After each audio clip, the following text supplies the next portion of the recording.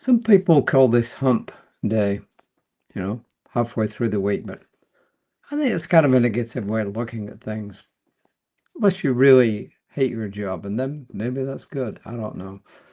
Well, today's reading is, it's a good reading again. I think all the readings this month have been pretty good.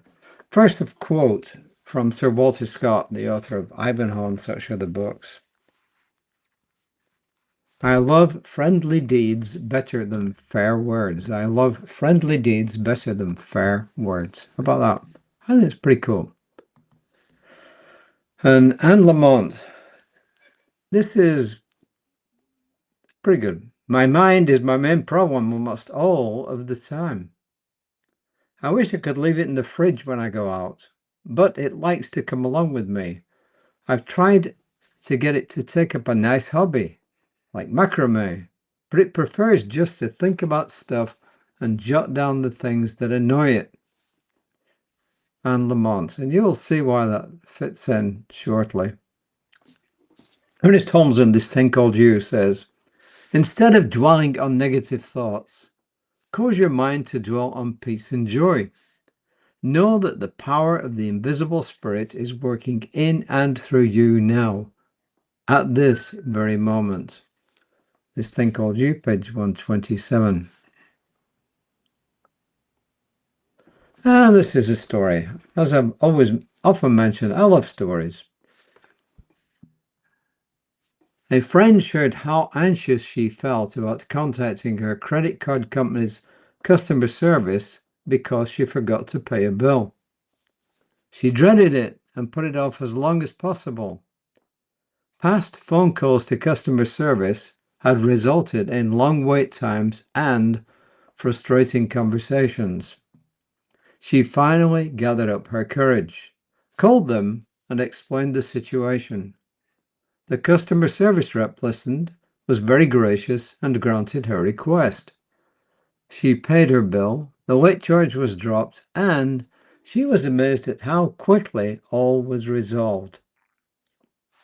Now, this is Reverend Christine. She says, we train our minds to expect the worst, right? Waiting for the other shoe to drop.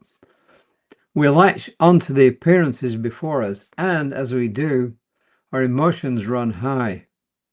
We prepare ourselves for a fight, expecting difficult conversations and unresolved situations. In a short time, we've chosen to paint a picture of frustration and disappointment. She says, choose wisely.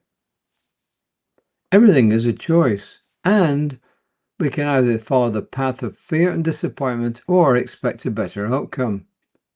Take a breath. Send love to the person before a phone call. Pray a prayer asking for a loving communication whose outcome is the highest and greatest good for all concerned. Affirm your vision for a joyful result. Oh, this is a wonderful quote. Emma Curtis Hopkins. She says she taught, the world will persist in exhibiting before you what you persist in affirming the world is. That's worth a repeat. The world will persist in exhibiting before you what you persist in affirming that the world is. It says, tell a new story. Choose to see peace and harmony as the outcome. I think it's probably not unfair to say that we're all guilty of this to some extent, at some stage, right? I guess it's human nature. It's human nature to yawn as well, but obviously it happens. So once again, I think the message is pretty clear. But it's easier said than done, right? So when you see or find or feel or hear yourself getting into that negative mindset of seeing not good outcomes or imagining really frustrating or annoying or even angry conversations, when you find yourself about to do that, just say stop, desist, release, and then think about what you would like to happen. I mean, do we really really want to see all this crud, or would we like to see good outcomes? I personally would like to see good outcomes. So our task is to keep doing this until it becomes a habit. There are good habits, there are bad habits. A good habit is acknowledging what's going on, and if it's negative, to stop it, and then to move to the positive of what you want, and to keep doing that, as I said, until it becomes a habit. And that is a good habit, right? I expect harmonious communication and a joyful result. I expect an harmonious communication and a joyful result.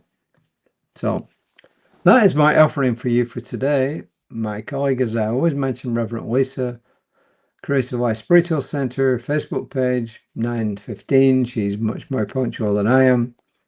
I'll have a different message, but a good uplifting message as well. And either today, tomorrow, Daniel Johnson will come on with her midweek meditation. All these things are pretty good. And now I must get on with my way. I must make our smoothie for tomorrow morning and figure out